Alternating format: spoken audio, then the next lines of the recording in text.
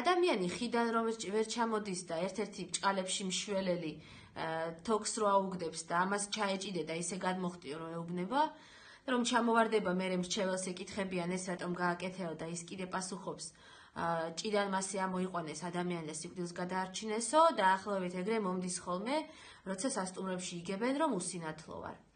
მიშვებენ ეგრეთ წოდებულ შიშიმ პირთათვის მისაწვდომ ნომერში, რომელიც არის სხვებზე უფრო დიდი ზომის, არის უამრავი მოაჯირი, განსაკუთრებით საპირფარეშოში, როგორც უნიტაზთან, ასევე საშხაპეში, არის სკამი, საშხაპეს არ აქვს ბარიერი, რაც ნიშნავს, რომ თუ ცუდად არის გაკეთებული ტრაპი, რომ მთელი აბაზანა სველდება შემდეგ. ყველაფერი არის უფრო დაბლა და მიწევს ხოლმე ძებნა. ერთ სიტყვით ეს ნომერი ეტრით მოსარგებლეებზე არის მორგებული, მაგრამ როგორც უსინათლოსთვის იქ არაფერი არ არის. მაგალითად, კონდიციონერი არის თაჩი და არა ღილაკებიანი ჩემით, მისი დარეგულირება არ შემიძლია სხვისი დახმარების გარეშე.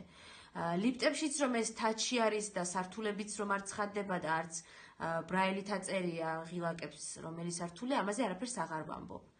ერთ სიტყვით, ეტრით მოსარგებლეებისთვის მისაწვდომი არ ნიშნავს უნივერსალურად შიშემოპირებისთვის მისაწვდომს და არ უდრის.